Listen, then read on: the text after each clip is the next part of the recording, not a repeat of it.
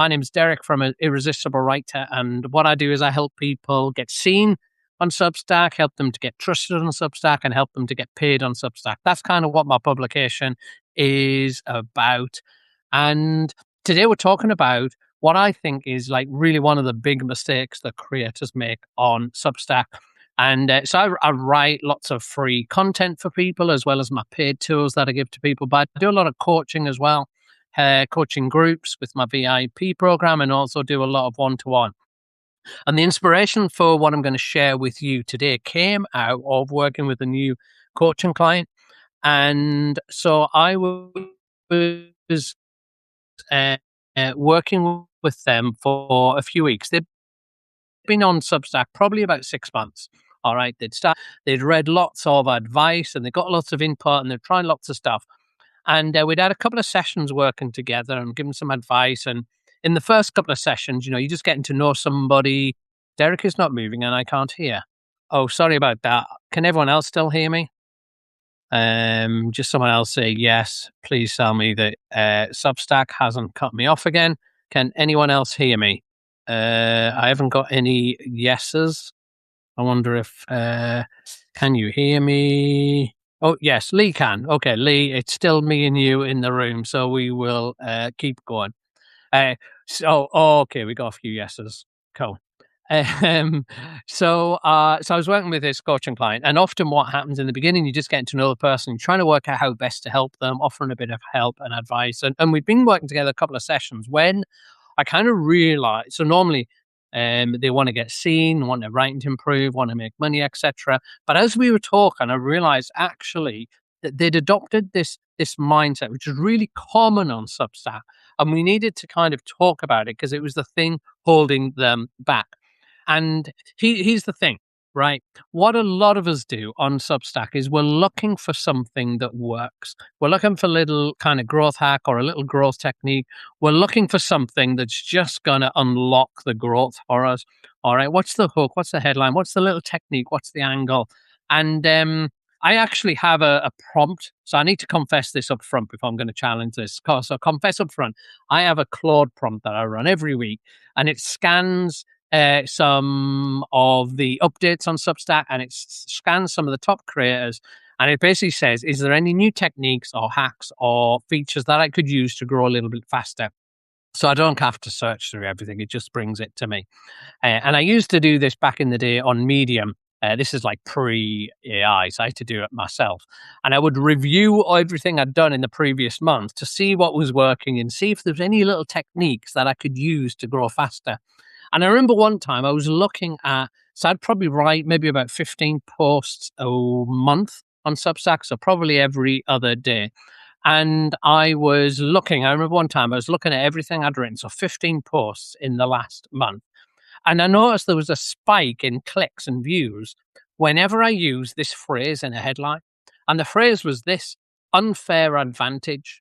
Right. So something like, here's how you get an unfair advantage, or top writers have an unfair advantage by doing this, or something like that. That actually there was something about the phrase that caught people's attention headline. I was like, or at least I thought it was. I tried it again a few months later. And this was a different unfair advantage to do with headlines. And the post got a really good spike. So a few months later, I thought, I'm going to try this again. So I wrote a different post and I used the phrase unfair advantage in the headline, and it got another spike. And I did this for about a year. So I tried it about 6 times over a year. And whenever I used that, it outperformed my other headlines.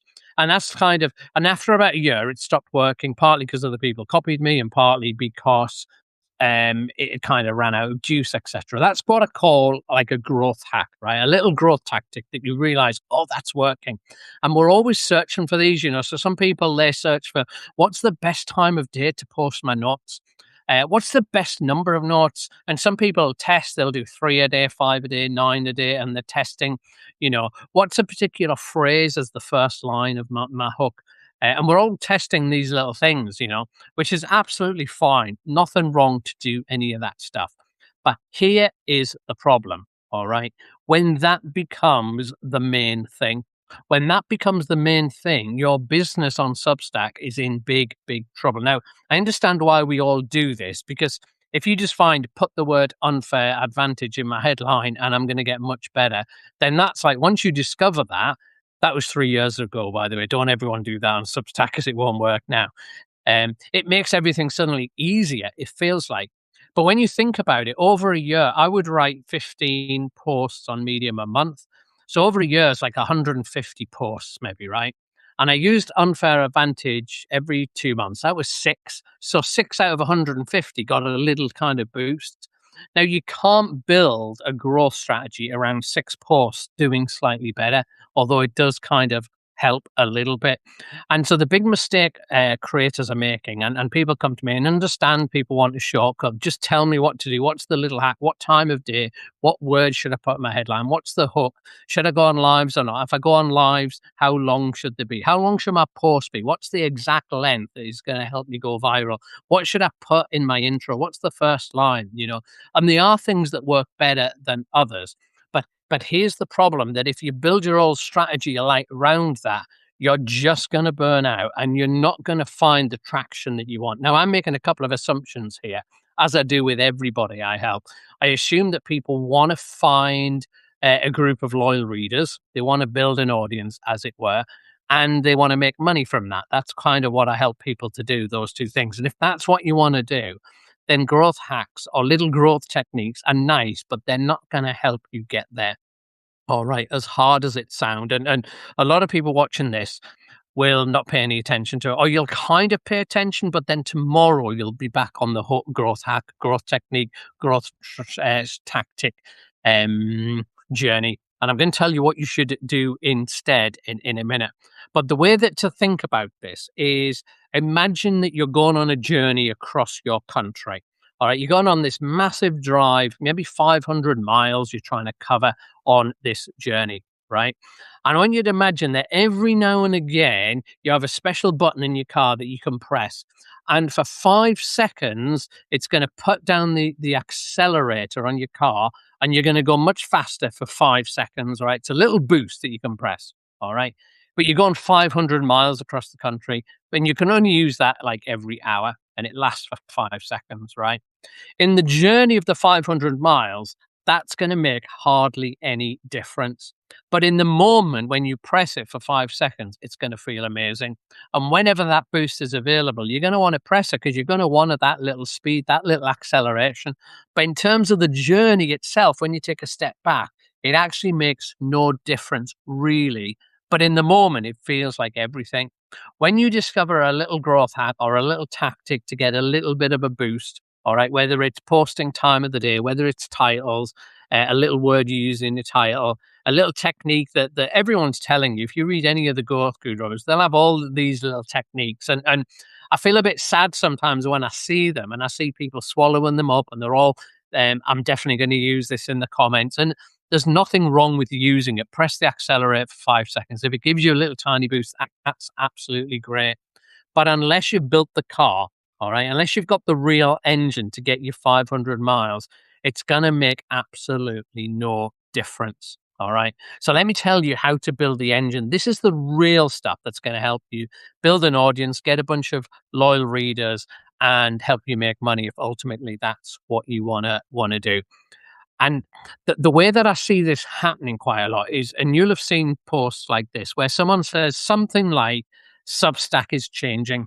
All right. Substack is changing, and this is the change that you need to do.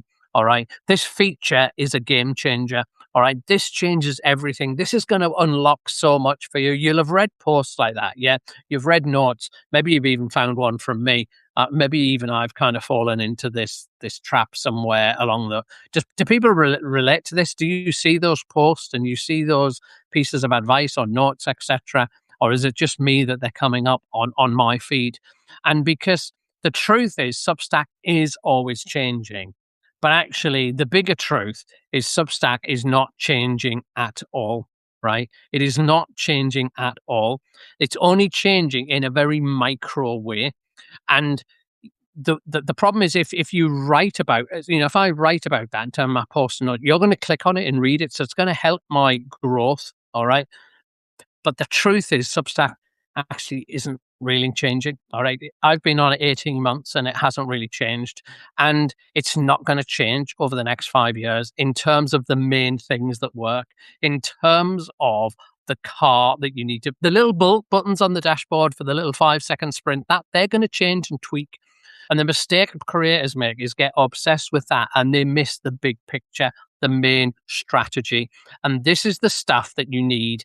And it's really boring. All right. It's not very exciting at all. All right. So you might as well click off now, but this is the truth. All right. If you want to build an audience on Substack and you want to make money, this is all you actually need.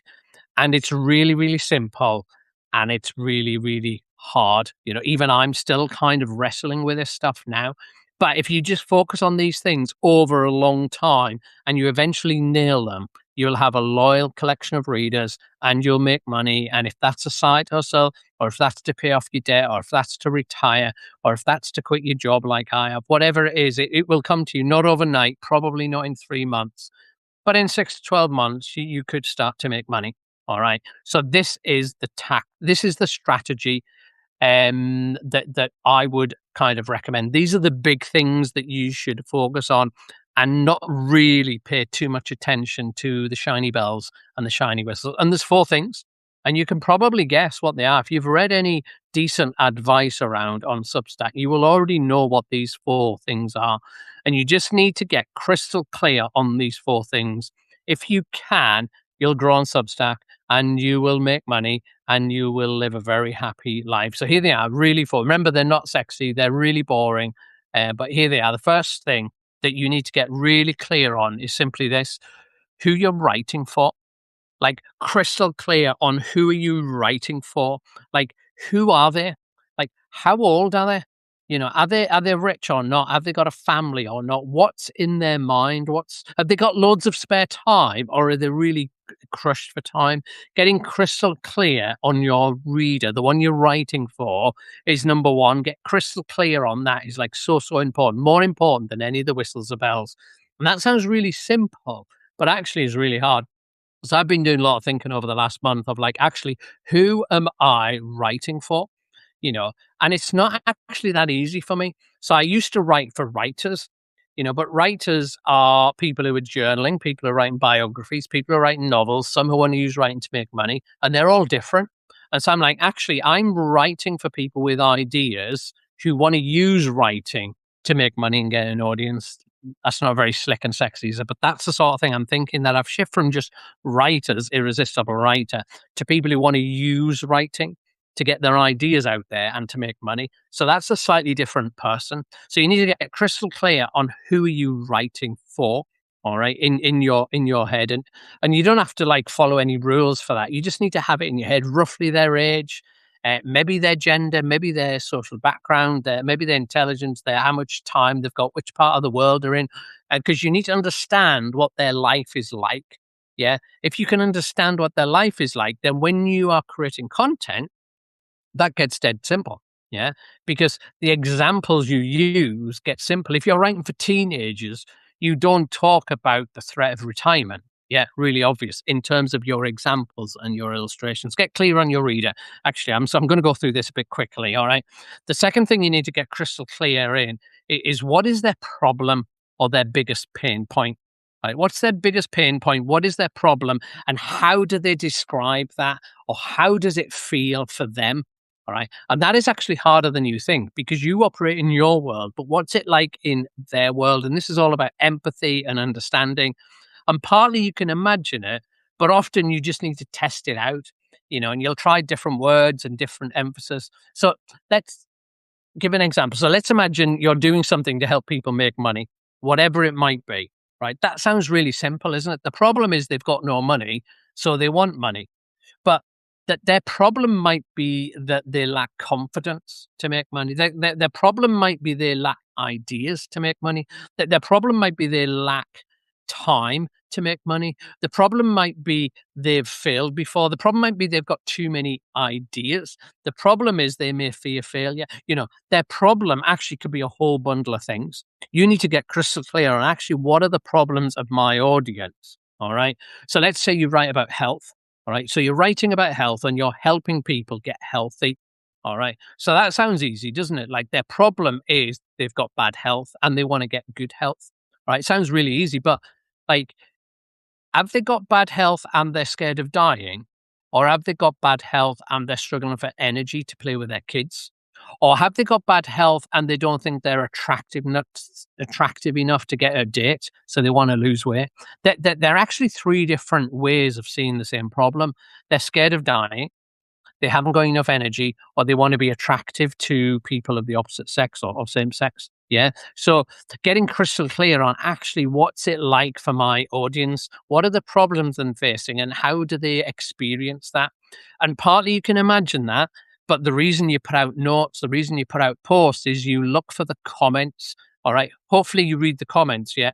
And hopefully you're recording your comments somewhere, what people are saying. I mean, obviously, you don't record all that good, this is a good post. Well, you could record that because it's good to feel positive. But where they reveal something about what you've said, why it's good, you should collect all that somewhere. And then, like what I do, I collect all that somewhere. And then sometimes I will interrogate it with AI and I'll say, what can you tell me about my audience from this? And they'll help me think about how they're feeling, what other content I should write for, etc. So you'll know by what resonates in terms of which does well, but then also look at the comments and the feedback and what people are saying, because there's actually gold there that you could draw up a picture. Don't assume that you know. All right, draw up a picture. So we're getting clear on who our reader is. Yeah, we're getting clear on what their problems are and how they experience and describe those problems. Don't assume.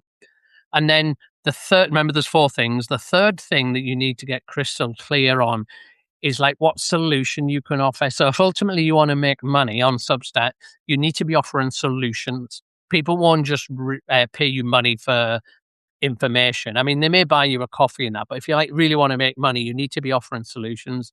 So the third thing you need to get crystal clear on is like what solutions do you have and which are they interested in and what format might those solutions take. You know, your format of your solutions could just be a PDF they download, but it might be like a group coaching session. It could be a course. It could be like a one-to-one coaching. You might be someone with loads of solutions. Maybe you've solved your own health advice and you've got all sorts of solutions, from recipes to exercises to mindset stuff to how you feel more confident about yourself, little ideas you've said to yourself, little techniques to resist eating. You know, you'll have a whole armory of stuff. Yeah. But which solutions are just for you and which resonate with other people? Like you might be just like a weirdo, and so some of your ideas just work for you. And so you start to write about them and you start to share them and you see which of your solutions connect with people. Yeah, you want to say people say, "Oh, I'm going to try that." And if you get that in the comment, what do you think you should do in a month's time? You should DM the person saying, "Oh, you know, you said you were going to try that thing. Did you try it? And what was it like?" And let's imagine that they say, "Oh, I forgot. I will try it." And you say, "Could you try it? Let me know in a week what you thought." Let's imagine they do that and they come back in a week's time and say, "That little tool that you gave me, it just changed my life." All right. What are you going to do now? You're going to sell that tool and you're going to use that testimonial to sell it. You're not going to sell the tools that nobody commented on or people didn't find useful. You're going to sell the ones that have been tested with people. Yeah. So you need to be crystal clear on that. So don't assume that the solutions you've got are the right ones. You need to test them out in terms of your content and ensuring on notes and posts. Maybe you offer them for free, or maybe you offer them in a low ticket item just to kind of test out. And over time, gradually, you should get clear on that. So can you imagine over 3 to 6 months, you're starting to get clearer on who your reader is, your ideal reader or your ideal customer. And then you're getting clearer on their problems and you're understanding how they see their problems and which problems really matter. And then you're starting to see that some of your solutions, you've got lots of ideas for solutions, but you're starting to work out which ones are going to really help them. Can you see that if you get clarity on those things, you've got a possibility of building a business on Substack that doesn't rely on the latest whistle or bell? Yeah. It doesn't rely on using the word unfair advantage in your title. You've got something much more stronger and robust than that. And if you get clear on those three things, I'll tell you what number 4 is in a minute. But if you get clear on those three things, that's not like a month of growth on Substack. Yeah, you've got a business that's going to fund you for years if you get clear. Now, those things are always going to be developing and evolving. Yeah. But once you're rolling, that just gets positive momentum. Yeah. Because once you start to offer more solutions, you've got more people to test their solutions. You're going to get more feedback. So those solutions are going to get better. They're going to evolve. Your prices are going to go up. I used to start with like $99 on my first stuff, and this week, I'm making like 1.5 grand from one offer, so you're gradually going to put your prices up, the more credibility and confidence that you have. And here's the last one. Here's the fourth thing that you need to get crystal clear. So clear who your reader is, clear what their problems are, clear what solutions of yours are going to work. And the last one is a clear reason why they should choose. All right. Clear reason. Why should they choose you? Because you might have noticed, you might just be a weirdo. Thanks, Robin. You might have noticed that there's lots of people on Substack, lots of people offering stuff. So why should they choose you?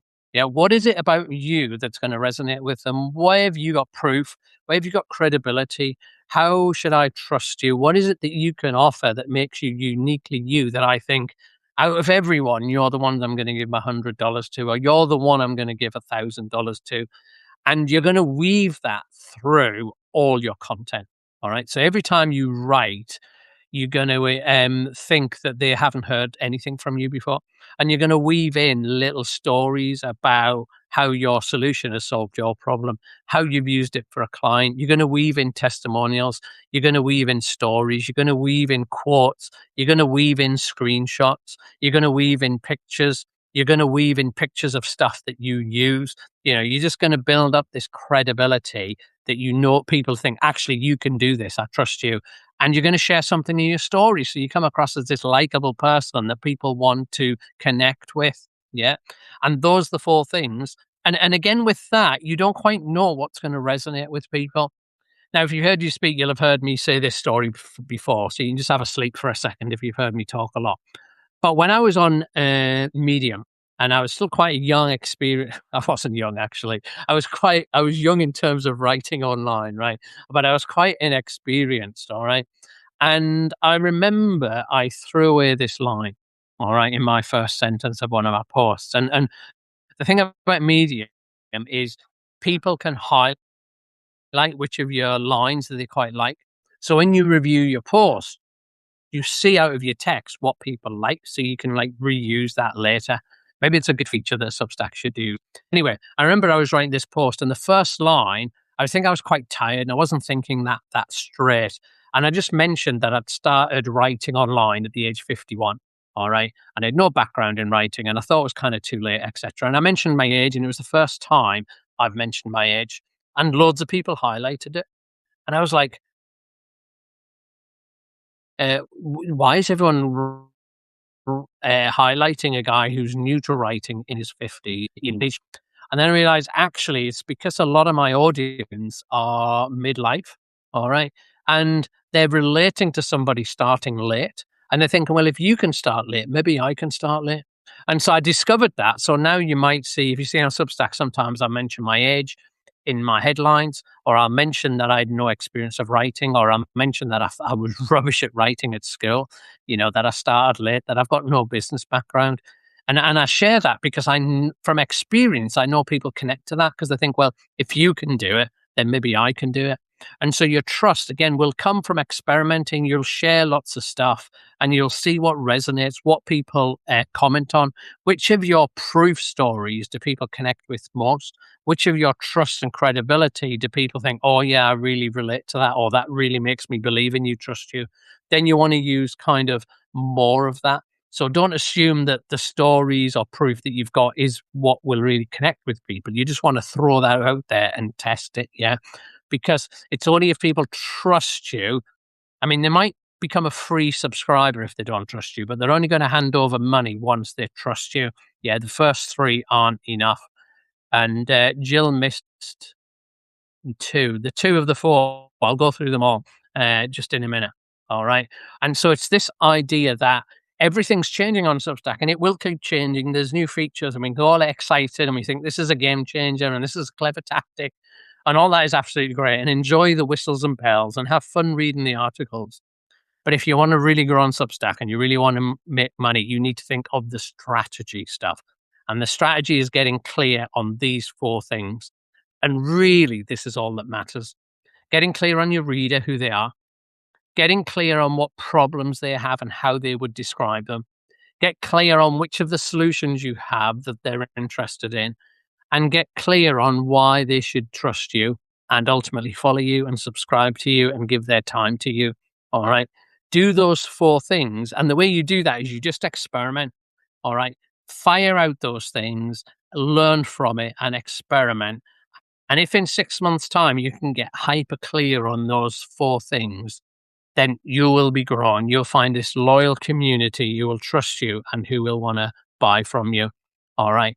And the whistle bells are fine. I'm not against it. I use them myself, but just don't get distracted as if that's the right thing. All right. As that's the most important thing. Because really they're just a bit neither here nor there. All right.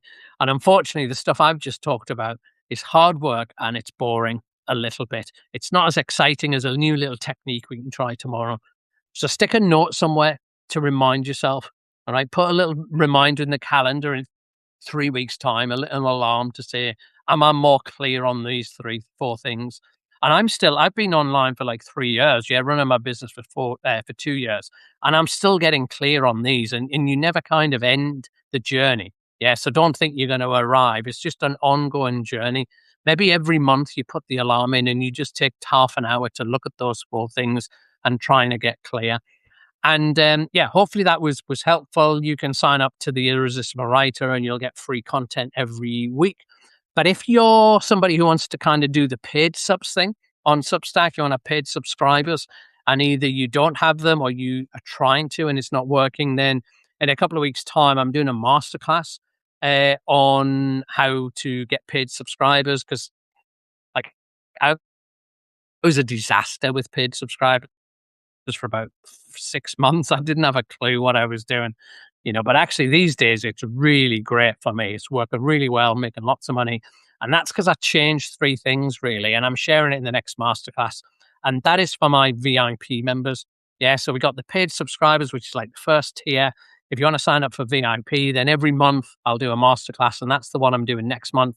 And it's usually different things that I've learned that I share with people. And we'll get in the room on Zoom and I'll share how it works. And then you can ask me questions and I'll talk through your situation. And I think it's about $149, maybe 147, something like that, US dollars for the year. All right. So if that's of interest, then sign up. If not, hopefully this was useful. And I would love to know how you've used those 4 things. Maybe in a month's time when you're doing review, send me a DM. I would love to know if it's been helpful, because like that gives me the biggest buzz, honestly. If I've like spent half an hour telling people some stuff and it helps you with your writing, helps you to grow, helps you to build a business, then for me, that's the best feeling in the world. So send me a DM if that has really worked for you, either today or in a month when you're reviewing. But otherwise, hopefully I will see you somewhere, maybe in one of my VIPs or on the next time I do a live. Have a good day and hope that was really helpful to you all. Bye-bye.